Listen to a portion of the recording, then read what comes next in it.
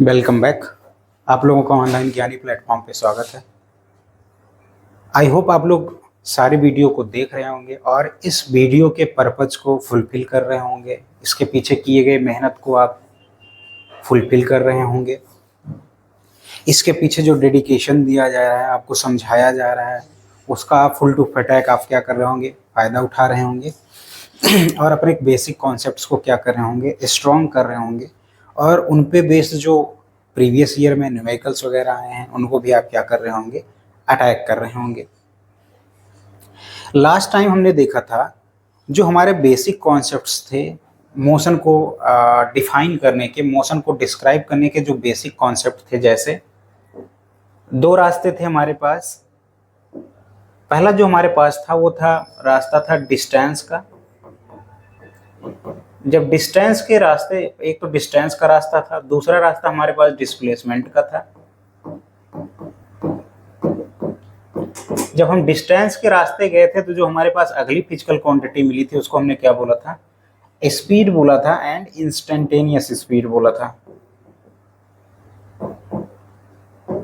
Instantaneous speed बोला था। और जब डिस्प्लेसमेंट के रास्ते हम लोग गए थे तो वो हमें जो मिला था वो मिला था वेलोसिटी मिली थी। बेसिकली वेलोसिटी क्या थी, एवरेज वेलोसिटी थी एंड इंस्टेंटेनियस वेलोसिटी थी। इसके बाद जब आगे हमने इसके गए थे तो हमको क्या मिला था, एक्सीलरेशन एंड इंस्टेंटेनियस एक्सीलरेशन मिला था। और एक्सीलरेशन में बेसिकली ये क्या था, एवरेज एक्सीलरेशन था। वेलोसिटी में बेसिकली क्या थी, एवरेज वेलोसिटी थी। स्पीड में ये जो ऊपर वाला था ये क्या था, एवरेज वेलोसिटी थी। इनके बारे में देख लिया था और डेरिवेटिव के कॉन्सेप्ट्स भी देख लिए थे कि किस तरीके से चेंज को हम लोग हैंडल कर रहे थे, कि कैसे एवरेज वेलोसिटी को इंस्टेंटेनियस वेलोसिटी बना रहे थे, कैसे एवरेज स्पीड को इंस्टेंटेनियस स्पीड बना रहे थे। उसके बाद हमने देखा था कैसे एवरेज एक्सीलरेशन को लिमिट लेकर के हम लोग इंस्टेंटेनियस एक्सीलरेशन का कॉन्सेप्ट बनाए थे। और इन कॉन्सेप्ट को बाद में क्या बोला गया था, डेरिवेटिव का कॉन्सेप्ट बोला गया था, कैलकुलस ऑफ डिफरेंशिएशन जिसके नाम से ये जाना जाता है।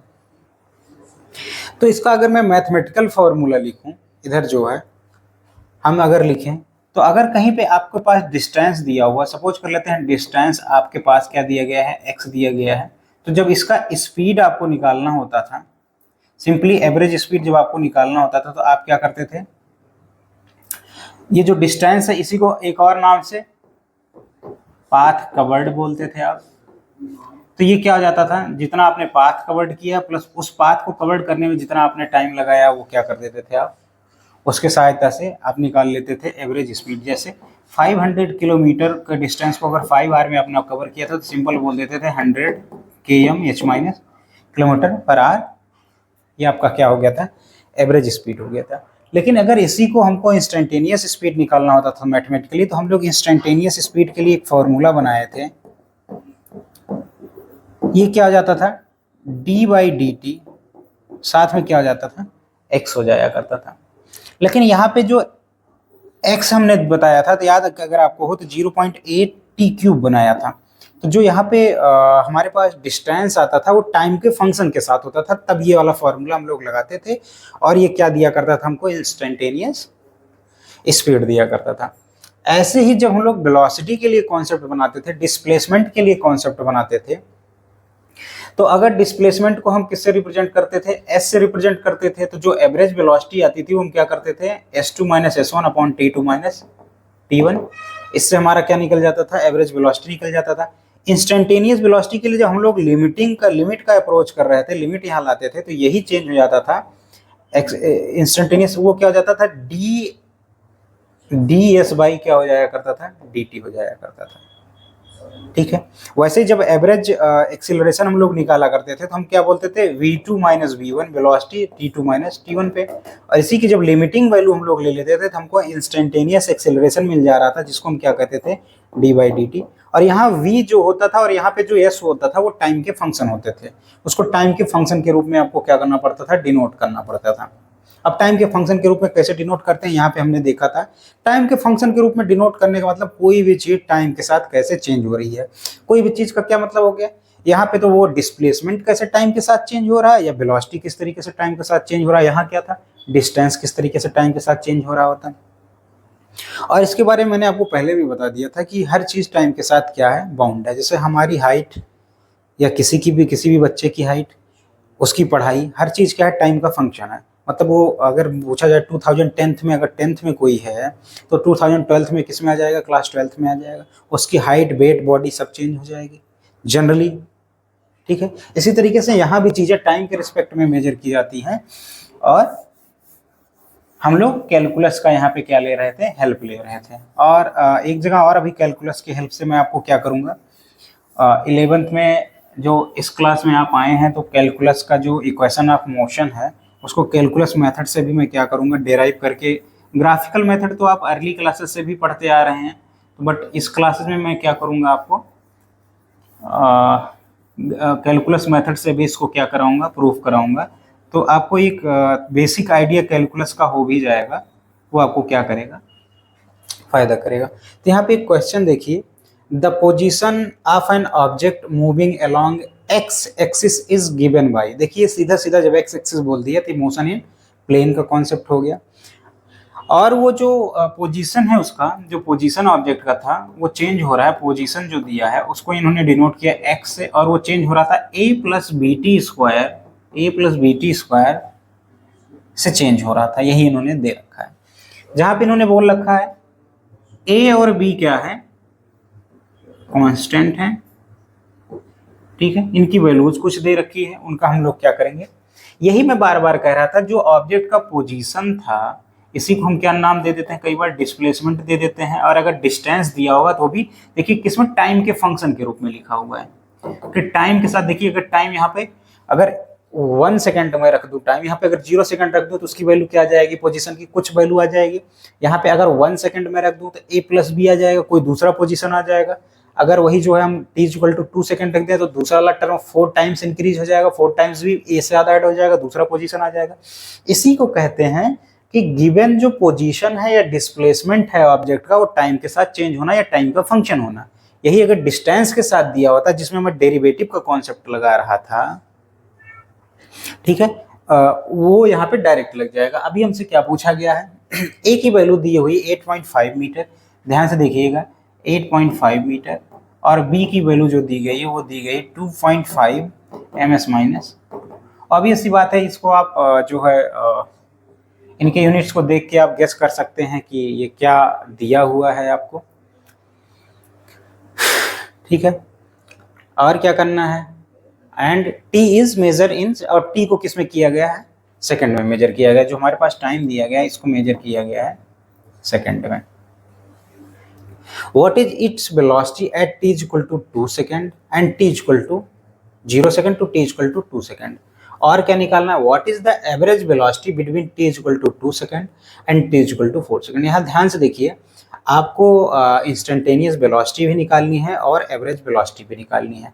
तो सबसे पहले यहाँ पे इंस्टेंटेनियस वेलोसिटी हम लोग निकालते हैं t इक्वल टू 0 सेकंड से और t इक्वल टू। अब इंस्टेंटेनियस वेलोसिटी निकालने का हम मतलब क्या हो गया, कैलकुलस वाले फॉर्मूले का यूज करेंगे। Instantaneous velocity is equal to, हमने अभी अभी बताया था, अगर इस पोजीशन को x लिया गया तो ये क्या हो जाएगा, dx बाई क्या हो जाएगा, dt। इसी को हम क्या बोलते हैं, v is equal to simply dx by dt। और x की जगह आप उठा के क्या करिए, टाइम के फंक्शन को रख दीजिए, a प्लस बी क्या आ गया, टी स्क्वायर। हमने डिफरेंशिएशन के कई फॉर्मूले हैं, जो बेसिक कैलकुलस का पहला फॉर्मूला है उसको आप होप जानते भी होंगे, नहीं जानते होंगे तो यहाँ मैं लिख दे रहा हूँ, d upon D T T की पावर n। जो यहाँ पे नीचे होना चाहिए उसी की तरीके से फंक्शन जो है क्या होना चाहिए, इसके साइड में होना चाहिए। इसको कोफिशिएंट ऑफ टाइम बोलेंगे, कोफिशिएंट ऑफ डिफरेंशियल इक्वेशन बोलते हैं d अपॉन डी टी को। इसको पढ़ा ऐसे जाता है कि टाइम के रिस्पेक्ट में क्या टाइम जो है वो किस तरीके से गिवन फंक्शन चेंज हो रहा है। तो इसका फॉर्मूला क्या बन जाता है, एन टी एन माइनस 1 बन जाता है, ठीक है। अगर यहाँ x होता तो यहाँ क्या होना चाहिए था, x होना चाहिए था, तभी वो चेंज क्या होगा, वैलिड होगा। अब देखिए अगर यहाँ पे मैं क्या करूँ, d upon D T, N की जगह हमने क्या किया, एन की जगह हमने क्या किया, 2 ले लिया है, तो ये क्या हो गया, t की पावर 2। जब इसको करेंगे तो 2t 2 माइनस 1 यानी कि कितना हो जाएगा, 2t हो जाएगा, ठीक है। अब देखिएगा वहाँ पे अगर हम v की वैल्यू निकालें, जो एवरेज इंस्टेंटेनियस एक्सीलरेशन है वो हो जाएगा, देखिए। और हाँ देखिए, अगर टी की पावर हम जीरो कर देंगे तो ये कांस्टेंट वैल्यू आ जाएगी, और टी की पावर जीरो क्या जाएगा, वन आ जाएगा, और किसी भी कांस्टेंट का जो डेरिवेटिव होता है वो क्या होता है, जीरो होता है। जीरो को जैसे हम आगे लेके आएंगे तो सबको क्या करेगा, जीरो कर देगा, या इसको आप डायरेक्ट याद रखिए, जो डी अपॉन डी टी किसी भी कांस्टेंट का, कांस्टेंट क्योंकि ऐसे भी समझ सकते हैं कांस्टेंट क्योंकि चेंज नहीं होता, वो डेरिवेटिव उसका क्या हो जाता है, जीरो हो जाता है। अब देखिए यहाँ पे ए क्या है, वो कांस्टेंट है, बी कांस्टेंट है, इसका ए का डेरिवेटिव अगर हम करेंगे तो ये तो जीरो हो जाने वाला है, तो पहला जो हो गया ये जीरो हो गया प्लस, अब बी कांस्टेंट है, इसका डेरिवेटिव तो होगा नहीं, ठीक है, तो इसको हमने बाहर निकाल लिया डिफरेंशिएशन से।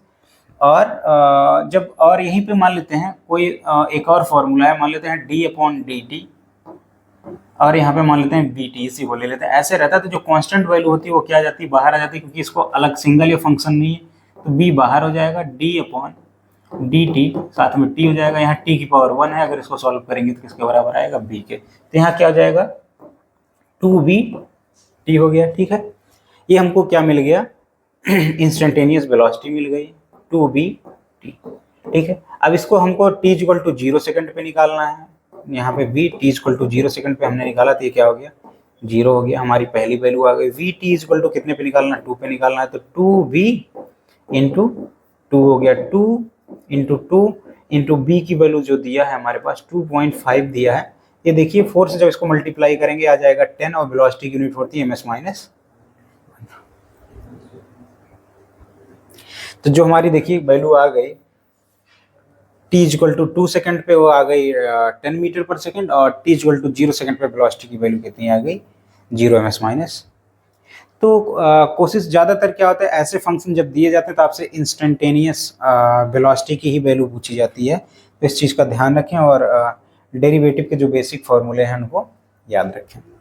अभी हमारा ये क्वेश्चन समाप्त नहीं हुआ है, इसमें हमको क्या निकालना है, एवरेज वेलोसिटी भी निकालनी है। एवरेज वेलोसिटी का आप लोग फॉर्मूला जानते हैं, पुराना फॉर्मूला है। एवरेज वेलोसिटी क्या होता है, जो भी डिस्प्लेसमेंट हो s2 minus s1 upon t2 minus t1। तो टाइम हमारे पास क्लियर है।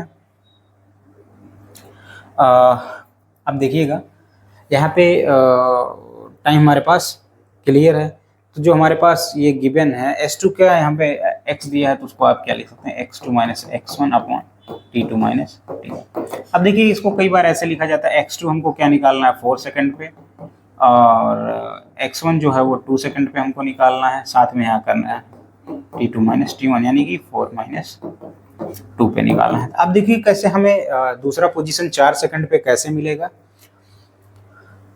तो हमको पोजीशन चूंकि दे रखा है, तो t की जगह अगर 4 रखेंगे तो क्या जाएगा, a प्लस 16b, इसी में हमको रखना है, 4 रखेंगे तो क्या हो जाएगा, 4 4 जा 16 हो जाएगा, a प्लस 16 भी हो गया। अगर माइनस की बात करें, माइनस a, साथ में हमने ब्रैकेट लगा दिया, a प्लस यहाँ पे जब 2 रखेंगे तो 2 2 जा 4b आ जाएगा, 4b आ गया, नीचे क्या आ गया, 2 सेकंड आ गया। देखिए a से a कैंसिल हो गया, माइनस इससे कटेगा तो कितना आ जाएगा, 12b डिवाइडेड बाई 2, ये कितना हो गया, 6 आ गया, 6b वैल्यू आ गया, और b की वैल्यू 2.5 दिया है, और 6 को अगर 2.5 गुना करेंगे तो 15 आएगा लगभग, तो इसकी वैल्यू क्या हो गई, 15 ms माइनस 1 आ गई। देखिए ये यही आया 15 मीटर पर सेकंड, ये हमारी क्या आ गई, एवरेज वेलोसिटी। देखिए एवरेज वेलोसिटी अलग है, इंस्टेंटेनियस वेलोसिटी क्या है, हर इंस्टेंट पे वेलोसिटी अलग है, यहाँ से आप देख सकते हैं। यहाँ पे एक बात और आपको जो ध्यान में रखना है, ख्याल में रखना है, कि यूनिफॉर्म मोशन अगर है, यूनिफॉर्म मोशन का मतलब क्या हो गया, कि जितना वो डिस्टेंस कवर कर रहा है जितने टाइम में, अगला भी सपोज कीजिए 100 किलोमीटर वो कवर कर रहा है 1 आवर में, तो नेक्स्ट आवर में भी वो क्या करेगा, 100 किलोमीटर ही कवर करेगा, कितने देर में, 1 आवर में। तो इसी को बोलते हैं कि if an object or particle covers equal distance in equal interval of time, ऐसे वो क्या करता जाए, कवर करता जाए, then its motion is called as uniform motion. तो वही लिखा है इसमें, velocity is the same as the average velocity.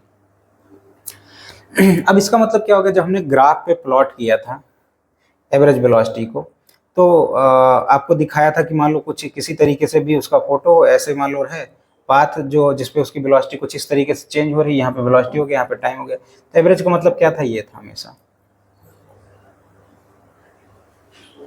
ठीक है।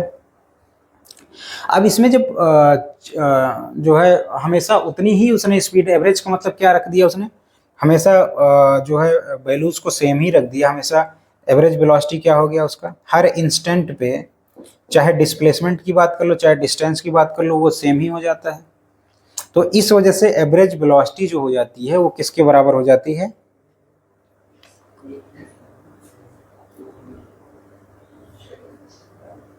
सेम हो जाती है। ठीक है, इसको एक इस तरीके से समझते हैं।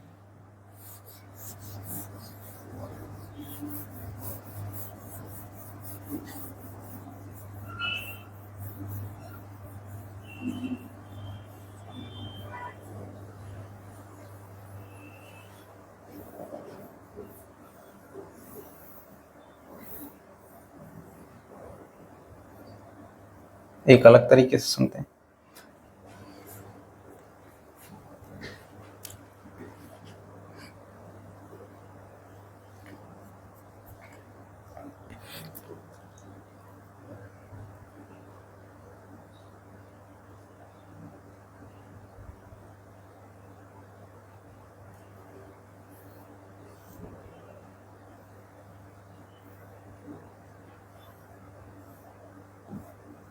इस क्वेश्चन पे थे हम लोग, हमने ये न्यूमेरिकल कर लिया है।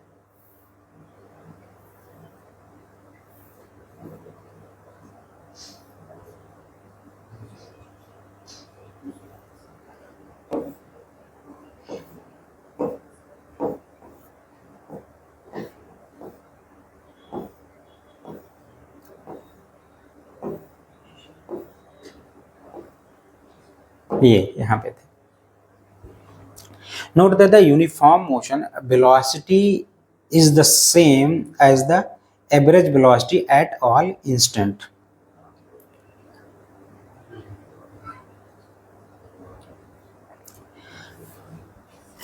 चलिए बनाते हैं हम लोग यूनिफॉर्म मोशन के लिए ग्राफ बनाते हैं, फिर उससे इसको समझने की कोशिश करते हैं। यूनिफॉर्म मोशन का अगर ग्राफ मैं देखूं तो क्या होता है, इसको ग्राफ समझने कुछ इस तरीके से ग्राफ होता है। यहाँ पे टाइम हो गया, यहाँ पे क्या हो गया, पोजीशन हो गया। इक्वल इंटरवल में क्या करता है, इक्वल टाइम कवर करता है, ये रहता है। लेकिन जब इसी को हम वेलोसिटी टाइम ग्राफ इसके लिए निकालते हैं, चूंकि इक्वल इंटरवल में इक्वल टाइम करता है, तो अगर इसके बाद हम लोग वेलोसिटी टाइम ग्राफ अगर फाइंड आउट करेंगे तो क्या आ जाएगा, कांस्टेंट आ जाएगा। क्योंकि ये सेम कर रहा होता है, जब भी वेलोसिटी टाइम ग्राफ आता है सेम आ जाता है। ये देखिए लगातार वेलोसिटी जो है इसकी क्या हो रही है, किसी भी टाइम पे ले लीजिए, देखिए टाइम बढ़ता चला जा रहा है लेकिन वेलोसिटी, और चाहे अब इसी में से किसी पॉइंट पे किसी इंस्टेंट पे भी आप वेलोसिटी इसके ले लीजिए, वो क्या रहता है, सेम ही रहता है। इसीलिए बोला गया है कि यूनिफॉर्म मोशन के लिए वेलोसिटी क्या रहती है, सेम रहती है एवरेज वेलोसिटी। इस पॉइंट को आप ध्यान दें, कभी कभी एमसीक्यूज में ये डायरेक्ट रखा रहता है और ट्रू फॉल्स में पूछ लिया जाता है, इस वजह से इसको मैंने जो है आपको याद दिलाया हुआ है। और इसको क्या करें, इस ग्राफ के सहारे ध्यान रखने की कोशिश करें। आगे देखते हैं हम लोग,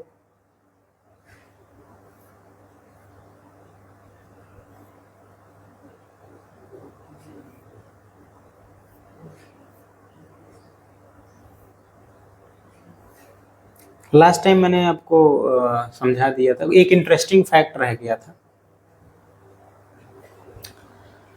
जब हमने आपको एक्सेलरेशन पढ़ाया था तो उसमें एक इंटरेस्टिंग फैक्ट रह गया था, an interesting feature of velocity time graph for any moving object is the area under the curve represent the displacement over a given interval of time.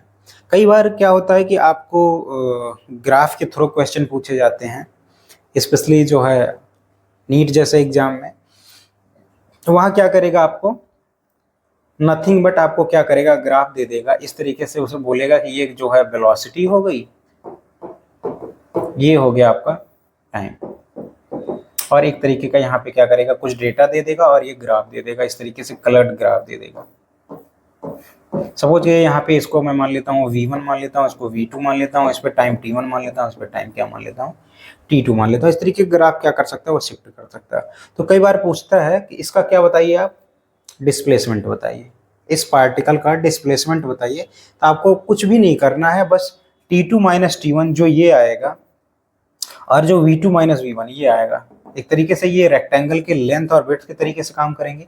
दोनों को जस्ट मल्टीप्लाई कर देंगे आप, तो आपको क्या मिल जाएगा, डिस्प्लेसमेंट डायरेक्ट मिल जाएगा और आपको ज़्यादा टाइम भी नहीं लगेगा। क्यों डायरेक्ट मिल जाएगा आपको डिस्प्लेसमेंट? आपको पता है कि डिस्टेंस का formula, distance is equal to क्या होता है, स्पीड इनटू टाइम।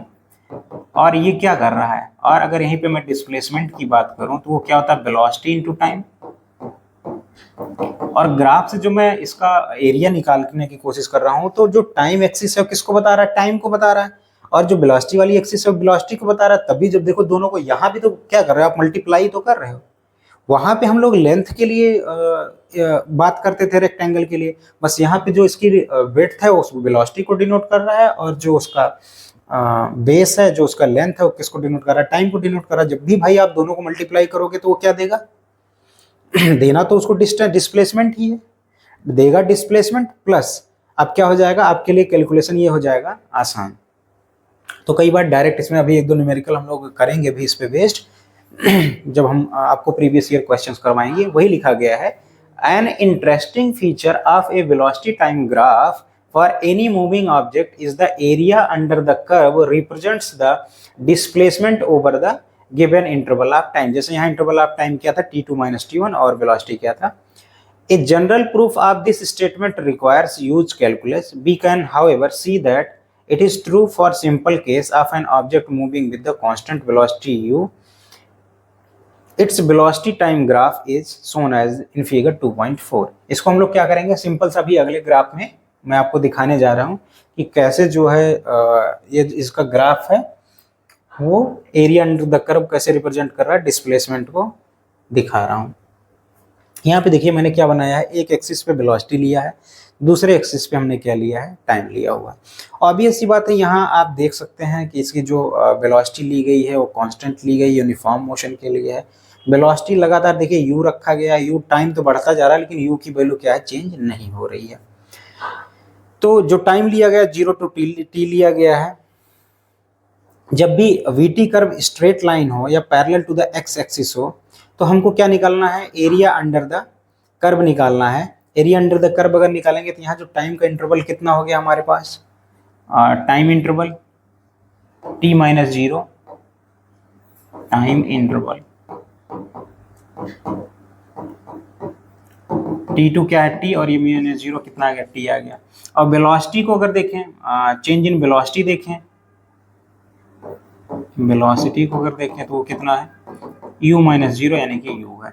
अब दोनों को अगर हम मल्टीप्लाई करेंगे तो ये जो एरिया आप देख रहे हैं जो ब्लैक कलर से शेडेड है, ये एरिया क्या बताएगा आपको, डिस्प्लेसमेंट ही तो देगा, क्योंकि हमको पता है कि जब भी वेलोसिटी को टाइम से मल्टीप्लाई किया जाता है तो क्या मिलता है हमको, डिस्प्लेसमेंट मिलता है। तो यही बार बार करें, ये इंटरेस्टिंग फीचर है। कई बार आपको ऐसे डायरेक्ट न्यूमेरिकल दे देगा तो आप उसको क्या करना पड़ेगा, आपको सॉल्व करना पड़ेगा। देखिए यहाँ पे एरिया को हमने u × t से मल्टीप्लाई किया, which is the displacement in this time interval.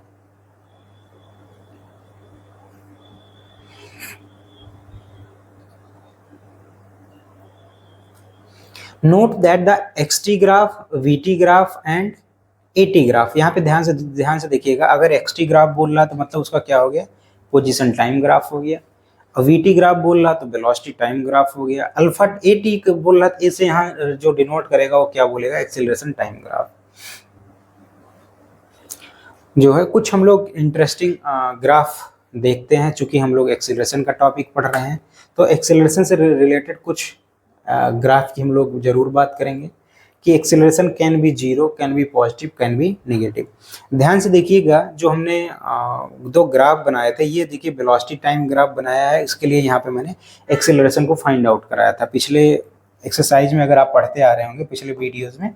इसके लिए मैंने इसी टाइम इंटरवल के लिए 0 से 10 सेकंड के लिए एक्सेलरेशन की वैल्यू फाइंड आउट की, फिर 10 to 18 सेकंड के लिए एक्सेलरेशन की वैल्यू फाइंड आउट की, फिर 18 to 20 सेकंड के लिए एक्सेलरेशन की वैल्यू फाइंड आउट की, और दोनों को प्लॉट किया। यहाँ पे हमने बगल बगल में इसको क्या किया हुआ है, दिखा दिया। तो यहाँ आप ध्यान से देख सकते हैं एक्सेलरेशन क्या हो सकता है। ये देखिए यहाँ से क्या हुआ, बढ़ता चला गया, तो एक्सेलरेशन क्या हो सकता है, पॉजिटिव भी हो सकता है। फिर देखिए ये 0 पे आ गया, ग्राफ 0 हो गया एक्सेलरेशन। फिर जो है जो निगेटिव पे चला गया, यानी कि एक्सेलरेशन कैन बी पॉजिटिव और कैन बी नेगेटिव। एक चीज का आप ध्यान रखें कि कभी भी अगर मैं ग्राफ प्लॉट कर रहा हूँ, फॉर इंस्टेंस कि मैं पोजीशन टाइम ग्राफ प्लॉट कर रहा हूँ, तो इसका कतई मतलब नहीं है कि मैं क्या कर रहा हूँ, पार्टिकल के एग्जैक्ट पाथ को डिनोट कर रहा हूँ। नहीं, बिल्कुल इसका मतलब नहीं है। अगर मैं कहीं वेलोसिटी टाइम ग्राफ प्लॉट कर रहा हूँ तो इसका कतई मतलब नहीं है कि पार्टिकल के हर टाइम पे जो है वो इन्फॉर्मेशन तो दे ही रहा है, लेकिन उसके पाथ को नहीं डिनोट कर रहा है। इस चीज को आप ध्यान रखिएगा। तो यहां से हम क्या कंक्लूड कर सकते हैं इस कर्व से, वीटी कर्व से, फॉर वीटी कर्व एबव, जो ऊपर हमने वीटी कर्व दिखाया था, we can obtain acceleration at every instant of time, the resulting acceleration time curve is shown. मैंने दोनों को साइड बाय साइड दिखा रखा है। We see that the acceleration is non uniform over period 0 to 10 second. अगर 0 to 10 second का देखें तो ये क्या हो रहा है, एक्सेलरेशन नॉन यूनिफॉर्म है। 0 से 2 सेकंड में इतना है, 2 से 4 सेकंड में इतना है, क्योंकि 2-2 सेकंड का अगर ध्यान से देखें, ये देखिए ये एक्सेलरेशन है।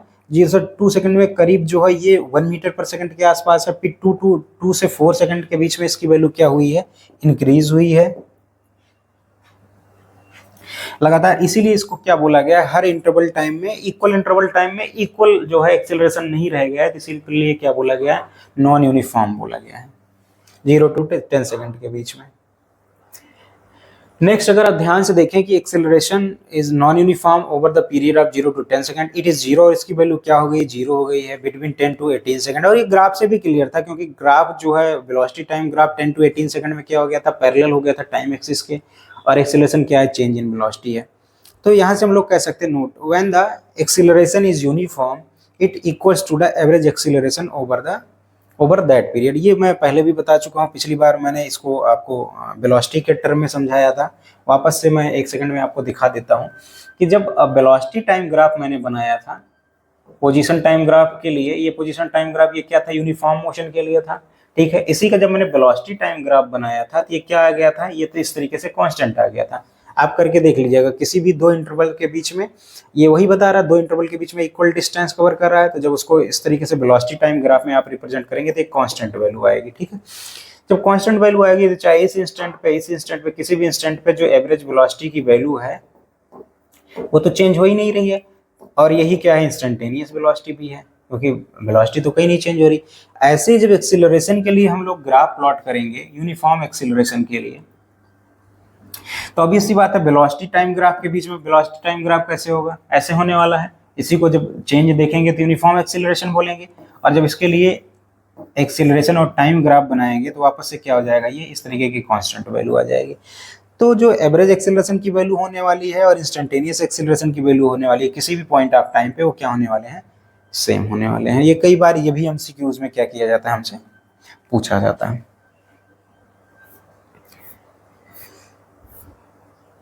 यहाँ पे एक और ग्राफ रह गया था इससे रिलेटेड,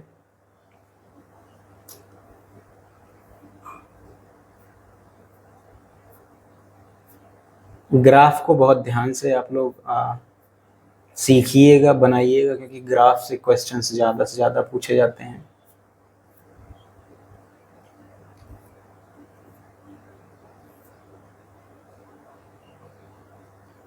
ये देखिए तीनों ग्राफ मैंने एक साथ दिखाए हुए हैं। पोजीशन टाइम ग्राफ दिखाया हुआ है, उसके रिस्पेक्ट में वेलोसिटी टाइम ग्राफ दिखाया है, उसके रिस्पेक्ट में मैंने एक्सेलरेशन टाइम ग्राफ दिखाया। देखिए इसी के लिए मैं कह रहा था कि ये देखिए पोजीशन टाइम ग्राफ है, ये पैराबोला है, फिर उसको जब एक बार डिफरेंशिएट किया गया है, जैसे मैं फॉर्मूले में आपको सिखा रहा था, तो वेलोसिटी क्या आ गई, यूनिफॉर्म वेलोसिटी आ गई, फिर निकाला गया तो एक्सेलरेशन जो टाइम ग्राफ आया बिल्कुल फ्लैट आया, जिसको मैं बार बार कह रहा था, मैं ये बना के ये दिखा रहा था, जिसमें मैं कह रहा था कि इंस्टेंटेनियस वेलोसिटी और एवरेज वेलोसिटी क्या होने वाली है, सेम वाली। तो इस ग्राफ को देखिए और समझने की कोशिश करिए। नेक्स्ट ग्राफ देखते हैं, उस ग्राफ को मैं एक्सप्लेन भी कर चुका हूँ, इस ग्राफ को मैंने नहीं किया है। इस ग्राफ को एक बार ध्यान से हम लोग देखते हैं। यहाँ पे वेलोसिटी टाइम ग्राफ दिखाया गया है। पहले ग्राफ को देख के आपको क्या समझ में आ रहा है कि जो पार्टिकल है हमारा, उसकी जो इनिशियल वेलोसिटी है वो क्या है, v नॉट है। मतलब कुछ भी हो सकती है, 15 मीटर पर सेकेंड हो सकती है, 20 मीटर पर सेकेंड हो सकती है, जीरो तो नहीं है, क्योंकि ये जीरो के साथ क्या कर रहा है, ओवरलैप नहीं कर रहा। जीरो से वेलोसिटी एक्सिस पे क्या है, थोड़ा सा ऊपर है, तो यहाँ पे क्या है, लेकिन उसके बाद ये क्या कर रहा है, देखिए बिल्कुल चेंज, जितना टाइम इंटरवल बिल्कुल चेंज नहीं आ रहा है, बिल्कुल क्या हो रहा है, आप जितना टाइम देखेंगे टाइम बढ़ता जा रहा है, तो वेलोसिटी की भी वैल्यू क्या है, बढ़ती जा रही है। और कैसी बढ़ती जा रही है, यूनिफॉर्म बढ़ती जा रही है। फॉर इंस्टेंस जैसे आप देखेंगे यहाँ पे स्पेसिफिक वैल्यू तो नहीं दी गई है, लेकिन आप तब भी लाइन को देख के गेस कर सकते हैं कि वेलोसिटी क्या है, यूनिफॉर्मली क्या हो रही है, इंक्रीज हो रही है। तो ऐसे ग्राफ को क्या बोलते हैं, velocity time graph for the motion with the constant acceleration. तो जब चूंकि वेलोसिटी में चेंज क्या हो रहा है, हर दो इंटरवल में इक्वल हो रहा है, तो इसी को क्या बोलते हैं, एक्सेलरेशन। इसी को क्या हमने बोल दिया, कांस्टेंट एक्सेलरेशन। मोशन इन, पहले वाले फिगर को हम क्या बोलेंगे, motion in positive direction with positive acceleration. Obvious सी बात है कि ये क्या कर रहा है, इस तरीके के पाथ को फॉलो कर रहा है। पहला ये देखिए, एक्स एक्सिस का ये पॉजिटिव अगर पाथ है हमारा, पार्टिकल क्या कर रहा है, रिटर्न नहीं आ रहा है, पार्टिकल सीधा बढ़ता चला जा रहा है। उसकी वेलोसिटी क्या होती जा रही है, देखिए बढ़ती जा रही है।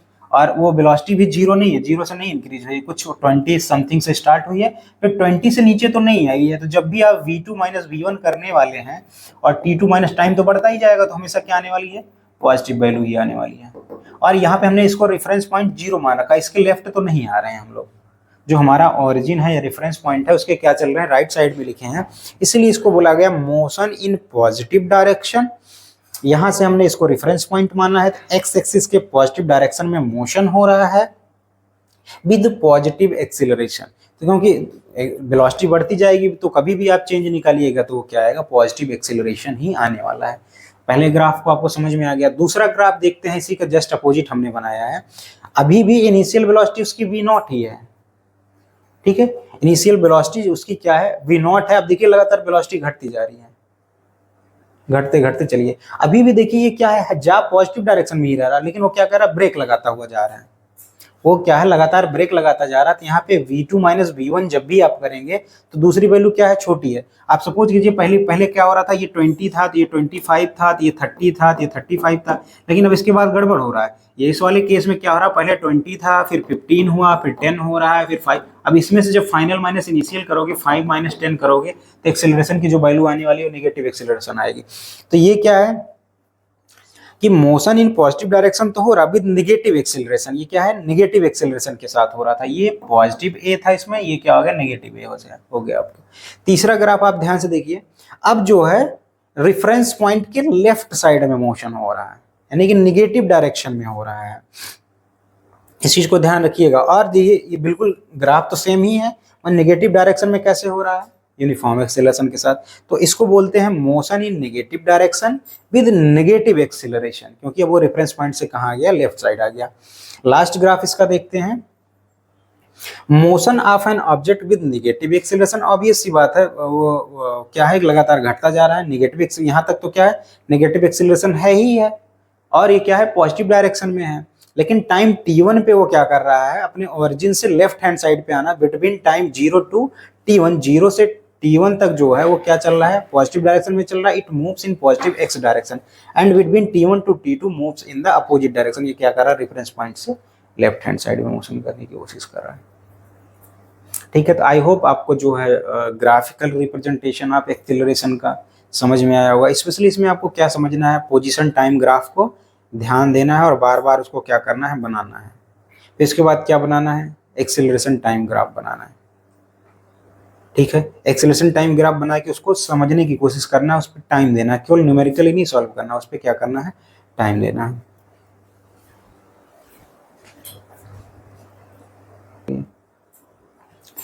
तो इस तरीके से जब भी आपके पास, स्पेशली आप क्या करेंगे, जो मैंने यहाँ ग्राफ को आपको डिस्क्राइब किया है उनको बाय हार्ट कर लीजिए, कि ये देखते ही आपके माइंड में क्या होनी चाहिए, एलईडी जल जाना चाहिए, ये तो मुझे आता ही आता है। इसके अलावा अलग अलग तरीके के ग्राफ आपको मिलते रहेंगे, उसको आपको क्या करना है, डिकोड करना है, अपनी बुद्धि को लगाना है। अभी वैसे भी मैं जब न्यूमेरिकल कराऊंगा तो कई सारे ग्राफ को आपको एक्सप्लेन भी करता रहूंगा, तो उसको क्या करिएगा, एटलीस्ट जितने मैं बेसिक ग्राफ्स बता रहा हूँ उसको आप क्या कर लीजिए, बाय हार्ट कर लीजिए।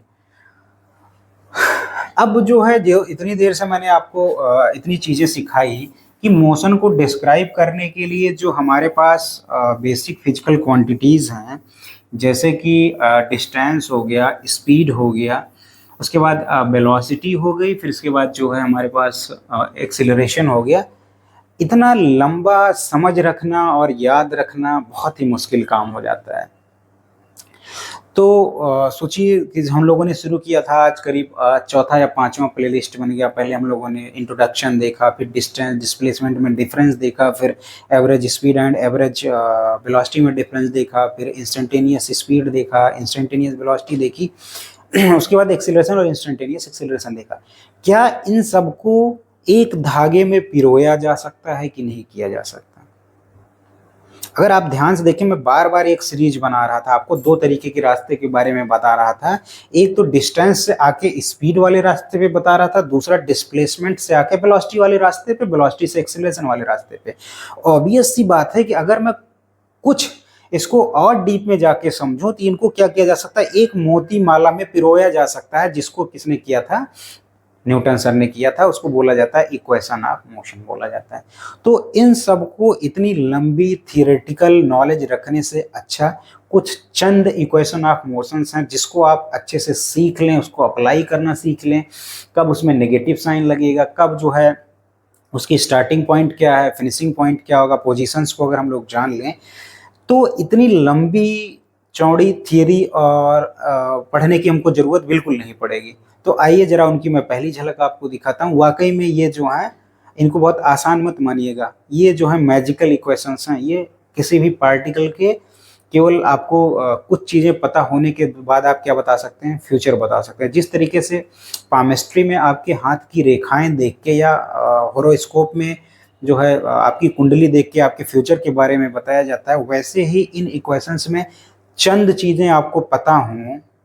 जैसे केमिस्ट्री में क्या होती है, आपकी हाथ की रेखाएं पता होती हैं, ये नोन होता है।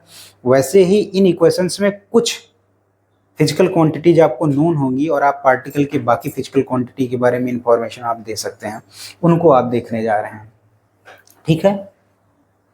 उनको बोला जाता है, चूंकि हम लोग मैंने बताया था कि मोशन के दो ब्रांच हैं, काइनेमेटिक्स और डायनेमिक्स। काइनेमेटिक्स क्या होता है, जिसमें हम क्या करते हैं, केवल मोशन की ही स्टडी करते हैं, मोशन को डिस्क्राइब करने की कोशिश करते हैं। ये नहीं पूछते ये मोशन हो क्यों रहा है, उसको किस में पूछते हैं, लॉज ऑफ मोशन में पूछते हैं।